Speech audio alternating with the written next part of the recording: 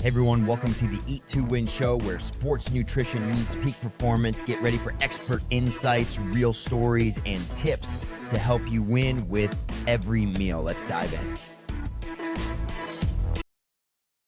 Welcome to the Eat to Win podcast show. I'm your host, Ronnie Harper, and we're here to talk about all things related to sports nutrition and how we can help athletes win. Today, we have Giordana Koutavas, known as Coach G or G, join us. Giordana is a former collegiate soccer athlete turned sports dietitian and coach with many years of experience working with soccer athletes, soccer players, specifically with food allergies. We'll get into that in just a little bit. She's here to discuss the fundamentals of sports nutrition, how to fuel soccer performance, and managing dietary restrictions to optimize athlete success. Welcome to the show, G. Thank you so much, Ronnie. Good to Glad have you to here. Be here. Yeah. So let's hear your story. Your story is quite interesting, from college soccer player to registered dietitian to coach. Tell us how all those got started. Yes. So I was always super competitive in my younger days as far as being an athlete. I played multiple sports, but ended up falling in love, absolutely in love with soccer. So that was the one that I focused on more so. I was going through travel clubs and everything like that, playing in school, of course, as well. During my junior year of high school, I was being recruited to universities, both D1 and D2 schools, and started to go through that process as far as identifying what my next steps were going to be. So it was a very exciting time in that sense of being able to continue my soccer career. I was looking at a lot of different universities and trying to identify what the best fit was for myself. When I was looking at specific universities, I knew that I always had a niche in the science department. So I always wanted to kind of go in that area moving forward with my major. I came across toxicology, which I thought was super fascinating, and I really wanted to go down that route as far as my education. So when looking at those universities that were recruiting me, I was specifically looking for that major, and it was a very uncommon undergraduate program that was offered. So when I was looking, there was one school in particular, Ashland University, who actually had that as an undergraduate program, which was really exciting because I was able to continue my soccer career and then also incorporate the major that I wanted to focus on in the science department. Fast forward to my sophomore year in college, I was actually diagnosed with celiac disease and a shellfish allergy. So everything kind of flip-flopped, right? I did a complete 180 as far as when it comes to my eating, and I really had to completely adjust as far as what I was doing on a regular basis, as far as my food habits and just kind of lifestyle in general.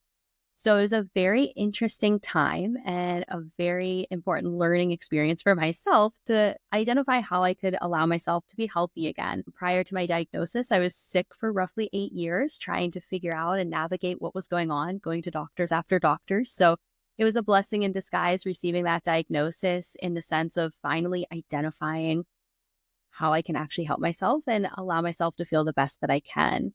So with researching how to help myself, I came across the profession of dietetics and becoming a dietitian. So through that process, I identified, wow, this is really cool. I can help myself along with others that are going through similar struggles, whether it's with their GI or just as an athletic individual. So that really kind of led me into the field of dietetics. And I ended up transferring to University of Akron simply due to Ashland not having an accredited program at that moment. So I finished my degree at University of Akron in dietetics. So that was kind of what allowed me to see the profession of dietitians and the, major of dietetics in particular. And I've always been super involved in sports and athletics. So that was just kind of a natural fit for me, being in the coaching realm and being able to help individuals love the game of soccer and being able to help assist them within that team sport. So it's been a really fun process being a coach and being a dietitian, and being able to kind of combine the two of them to really help assist those individual athletes and just overall individuals who want to help reduce their chronic disease risk as well. Everybody has a story, and I tell my students and others that it took me 8 years to find my career path. And so if you do it less than 8 years, you beat me. But everybody has a journey, and as to where the path they took. It's fascinating. We're going to get to the coaching part and how it came in just a minute. Let's dive into soccer nutrition. So we're specifically talking about the young, developing adolescent athlete, the young college athlete, which you have a passion for. And just talk to us about the strain of soccer and why fueling their bodies is just so fundamentally important. Yeah. So anytime working with athletes, I think it's so important to really kind of assess where they're at with their nutrition, right? So everybody's kind of at a different point. Some individuals may feel very confident and others may, have their parents help assist in that department and not really know exactly what they should or should not be incorporating. So I think it's always really important to identify where they're at and kind of where they're maybe not necessarily struggling, but trying to figure out how to get more energy or feel that the best they can throughout the day. So being able to kind of figure out what's going on their day to day, what their schedule looks like, how involved are they within the sport? Are they doing multiple practices in one day? Are they going multiple practices a week? Are they having more tournament type of game settings, or is it just once a week? Being able to really kind of dive in and understand what their schedule looks like, I think is a really valuable part in identifying how I can best help them with their nutrition needs. Also, it's really important to know the fundamentals. Are they incorporating that first meal, right? Are they incorporating that breakfast time meal? Are they incorporating that hydration? Are they sipping on their water bottle throughout the day? What are they incorporating and what are they not incorporating? I think also it's really important to have a good understanding with these individual athletes as far as what they want to gain. What's their end goal? Because that's going to help us be able to tailor that to their specific needs. So that way we can make sure that they're achieving those goals and learning on the way too. A lot of individuals don't have as much access to nutrition information. So being able to educate them and provide that resource and outlet for them to really kind of gain an understanding as far as how the nutrition actually affects their body and how it can be a benefit to them. Yeah. I did not grow up playing soccer. Wasn't a sport that I had an opportunity to play. I think if it was there, I might have enjoyed playing it. And then when I first started watching it, I went like, okay, what is this offside stuff? I don't understand this. And people started educating me. But one of the things that was obvious was that if you were on the soccer team, you shouldn't be on the cross-country team because of the volume of running that you do, not just in a practice, but just in a game. So a lot of traffic, a lot of energy. Mm-hmm. So with that combination of explosive power and an endurance athlete, they're sprinters and they're distance athletes built into one, plus they're got a lot of mobility mixed in.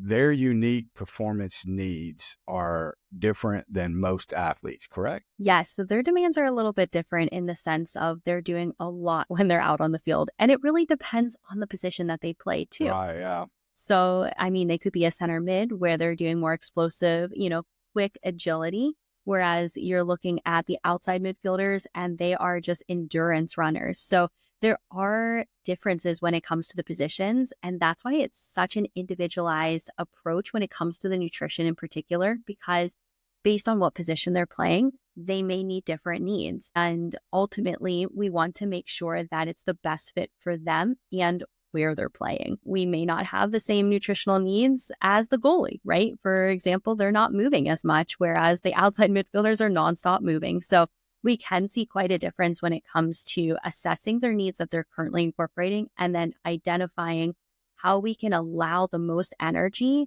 and most performance out on the field for them. Yeah, that's a good point. It's very individualized based on the traffic that they're doing, because there are some of them that just run end to end. It seems like let's break off a little bit here and talk about meal timing in regards to soccer. What is meal timing and how can it benefit a soccer athlete to understand when to eat? And then we can talk about later what they should eat. But let's just talk about the timing of eating throughout the course of a day of a soccer game.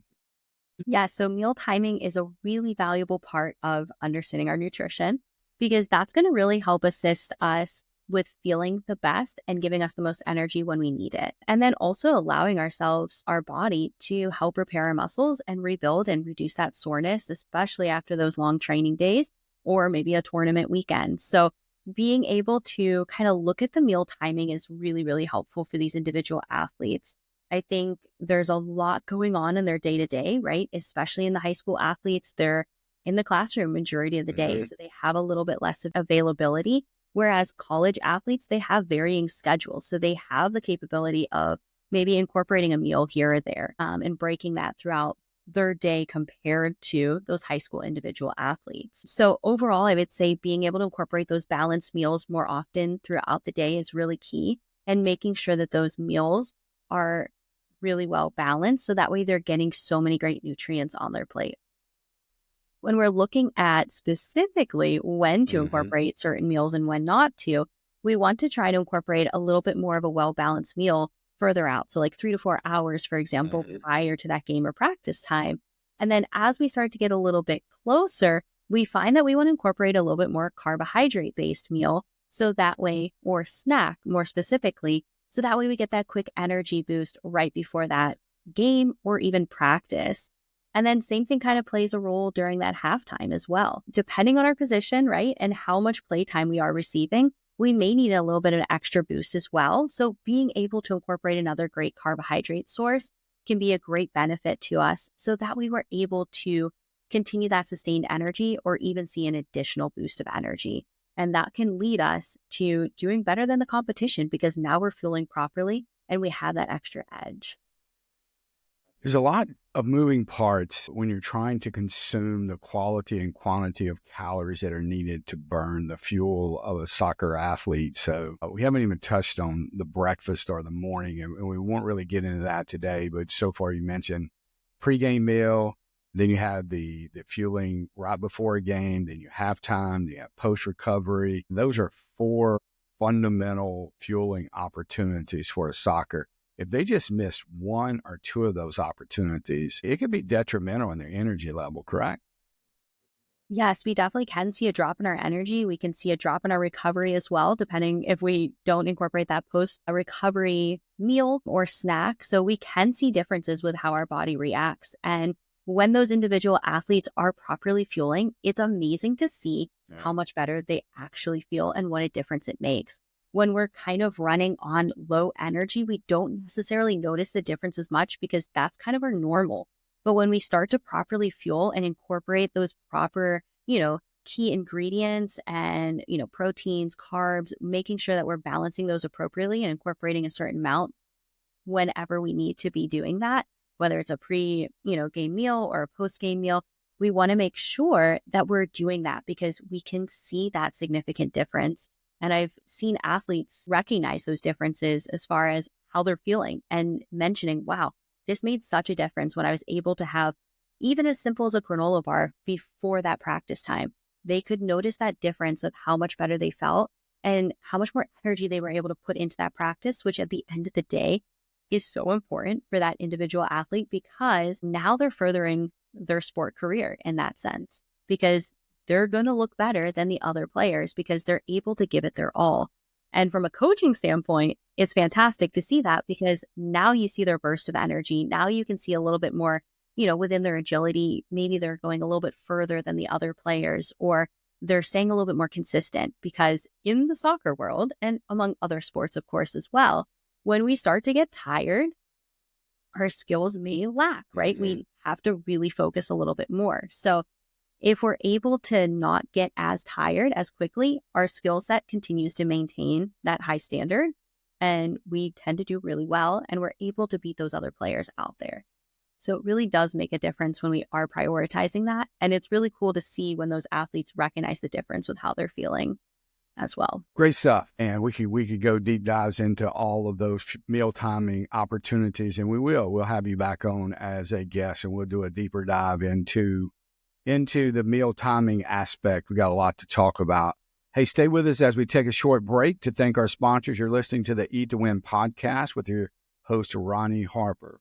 Liquid Fuel is a new sports and hydration product formulated by a sports dietitian to give athletes the edge to train and compete longer. It contains a low glycemic carbohydrate, platinose, designed to keep blood sugar levels more stable to provide energy for 3 to 4 hours without the blood sugar crash seen in other leading sports nutrition drinks.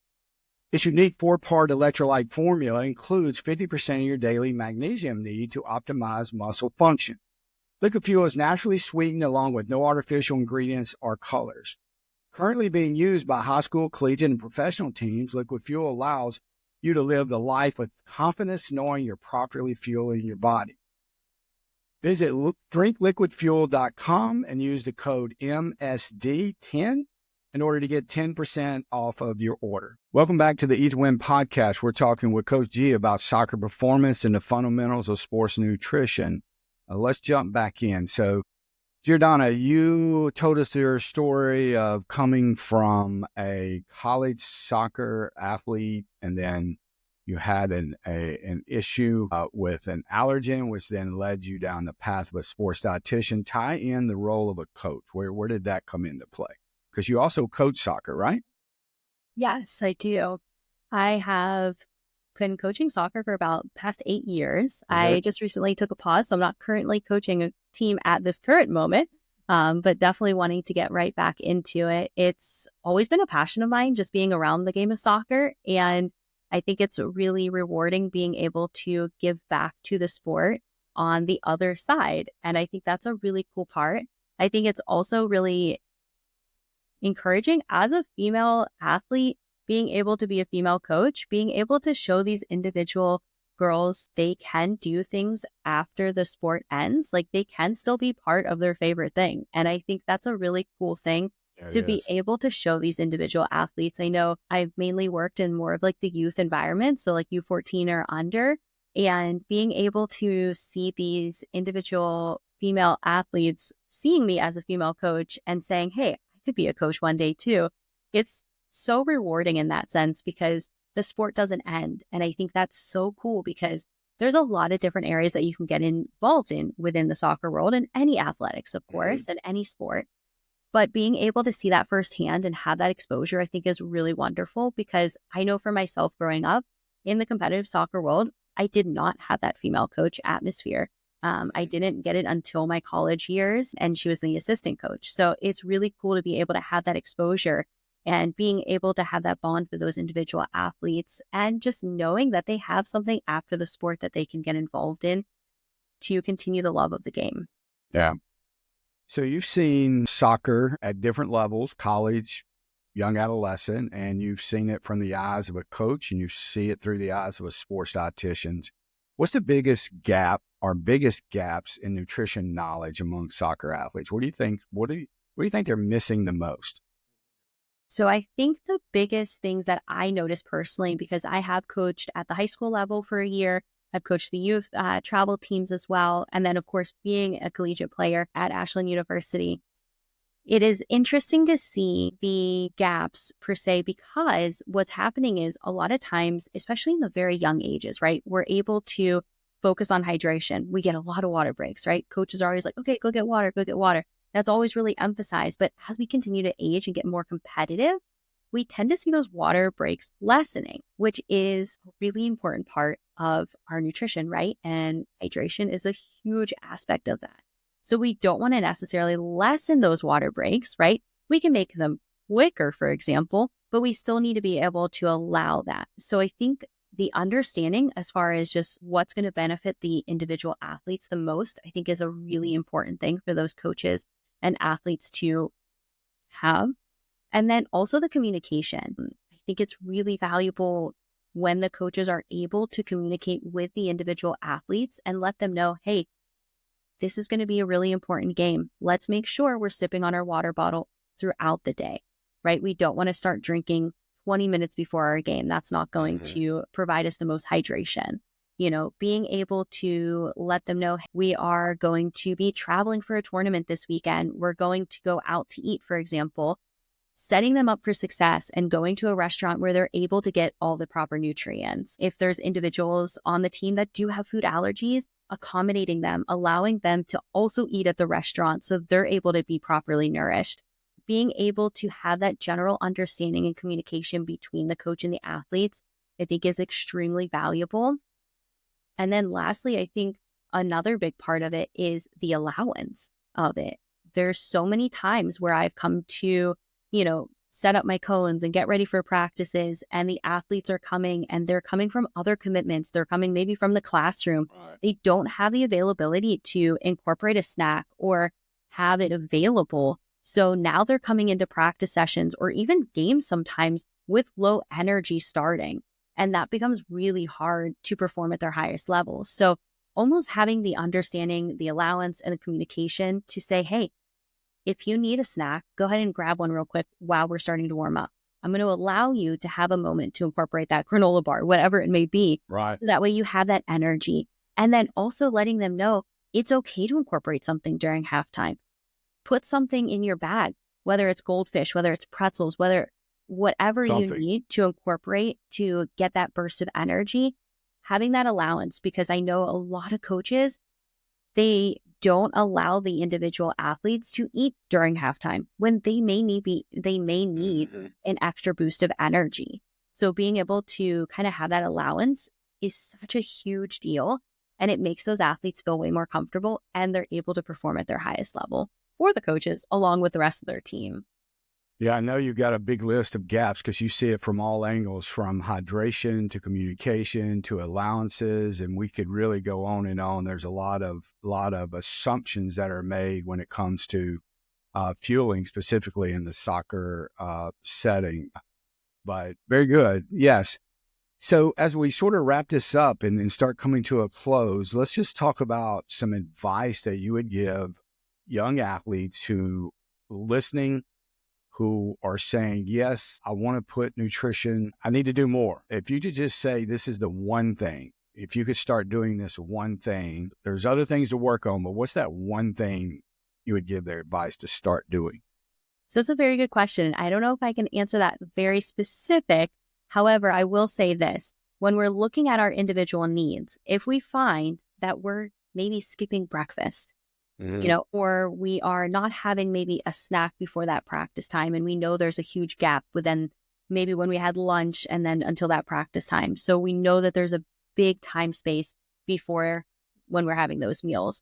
Recognizing kind of maybe an area where we're noticing maybe we're not incorporating as much nutrition, and then just taking those small steps to correct that. And it doesn't have to be drastic. I always find it can be simple, right? If we notice that we're not incorporating a breakfast meal or anything in the morning time, are we able to incorporate maybe just a banana, maybe twice a week? Yeah. And then are we able to build upon that? So I think it is very individualized in that sense, because everybody is maybe having a different nutritional need that they want to work on. But my best advice would be to start small, try to identify it, and then also look for a registered dietitian. Look for those individuals that can help assist, because we want you to succeed and we want you to feel the best that you can on and off the field, right? We want you to have that energy in the classroom to do the best that you can. And then we want you to come out on the soccer field and be Speedy Gonzalez and be able to have all that energy and really, really feel confident with what you're doing on that regular basis. So definitely reach out and look for those different resources available to you, because we're here to help. Yeah, I love that. That's the absolute correct answer. Is it's individualized. There's not one thing everybody should be doing, but you should look for your personal gaps and throughout the course of the day and the week, and then you should address those gaps and take baby steps and along the pathway. So you mentioned briefly about looking for help, and the individual that the profession that is designed is a sports dietitian that specializes in soccer. And so you have been a part of My Sports Dietitian, and you have been an author, contributor of a program called Ignite the Field. Explain to us kind of the backstory of that and what it is and what we hope to accomplish with that. Yeah, so Ignite the Field is actually a really cool opportunity for specifically soccer athletes. It's tailored to those individual soccer players to help assist with all your nutrition foundation and building upon that individually. So basically what happens is on the application, it's right at your fingertips, which is really cool in the sense that you kind of have it anytime that you want. You always have access to a registered dietitian, and it's basically like via texting, but it's through the app. So it's like a chat system. So if you find that you have a question as far as like, hey, what's a good pregame meal? Or hey, what can I incorporate for a post workout meal plan, or, anything that you may need or have a quick question about, you could always reach out to the dietitian, which is really fun because you have that instant connection. You can also have a little bit more tailored advice as far as different topics. So we'll go through hydration, we'll go through the pregame, the postgame, being able to identify what to incorporate meal-wise during those specific times.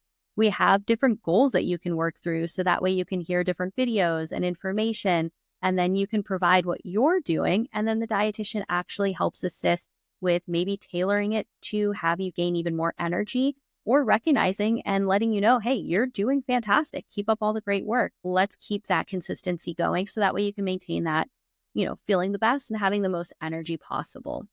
So it's a really cool application that you can join and have access to a registered dietitian to help assist with those individual needs and learn and educate about the nutrition fundamentals, which we don't always have access to. So that's really cool. It's been fun to work with you and see the evolution, development, and your passion for providing a practical application for the soccer athlete through the program called the Ignite to Field, which can be obtained within the Eat2Win app. So if you just download the Eat2Win app, you'll see the opportunity to join that, and hopefully you'll check it out. It's a 2-week free trial. Costs you nothing to get access to all of what she was saying to see if it's a right fit. Take that opportunity and check it out. Go to mysportsd.com. All right, Coach G, as we wrap this up, we're getting to the final stretch here, and that is tell us where the audience can connect with you and possibly learn more. Yes. So you could definitely connect through My Sports Dietitian with the Ignite the Field. And then if you want to reach out to me individually as well, you can always connect on my website, coachgiordana.com. We'll have that in the show notes. You can just click on it and go straight to her website, learn more about her. And she has a passion for soccer nutrition, as you can well see, from a coach's perspective, from a sports dietitian. And hey, we're going to have you back later on. We'll talk more about allergies, and we'll talk more about meal timing. So we got lots to talk about. But that's it for today's episode for the Eat2Win podcast show. Huge thank you to Coach G for sharing her insights on nutrition fundamentals for soccer athletes. And hey, if you enjoyed today's episode, please like, subscribe, share with your community. Until next time, keep on winning. Thanks for joining us on the Eat2Win show. Remember, every meal is a step toward victory. Until next time, stay strong and keep winning.